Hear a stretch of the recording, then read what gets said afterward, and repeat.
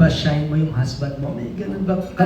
Mas sorry. dapat mag-shine siya sa'yo as you focus on the family? May ganun ba?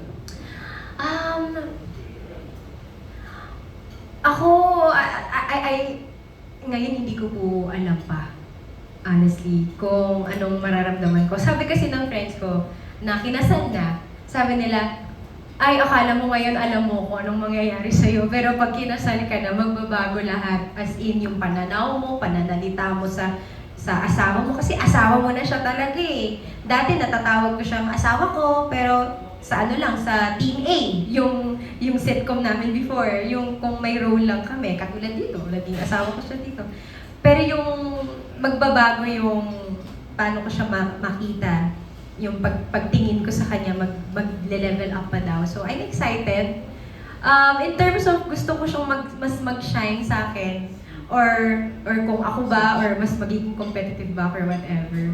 Lumaki po kasi ako sa isang household na na although hindi na ganun ngayon, sabi naman ng daddy ko, kung gusto mo ikaw dapat yung so, kung hindi si Je pa rin, kay Je ako susunod. So, lumaki kasi ako sa ganun na household. It's not for everyone, but lumaki ako sa, sige, sunod ka. Kung kunwari may anak ako, o tanongin mo yung papa mo, tapos sasabihin ng papa mo, tanongin mo yung mama mo, ako din yung masusunod pala.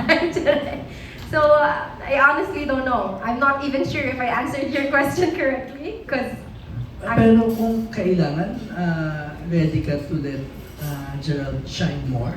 yeah! Of course, do, of course. Do more than you? Yes.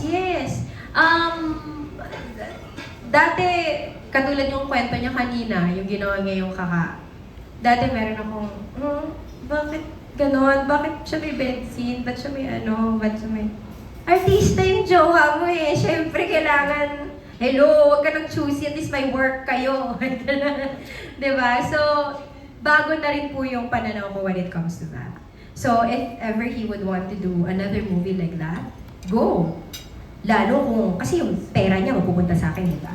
So, kapag marami siyang ganun, maraming pelikula. Alam mo, dapat pumunta ka na dun eh. So, Sinabi diba? ko, pinahaba ko lang, pero yung pala, pinakaugat nung... Kasi yung pera niya akin. So, gawa ka lang ng gawa, okay na pala.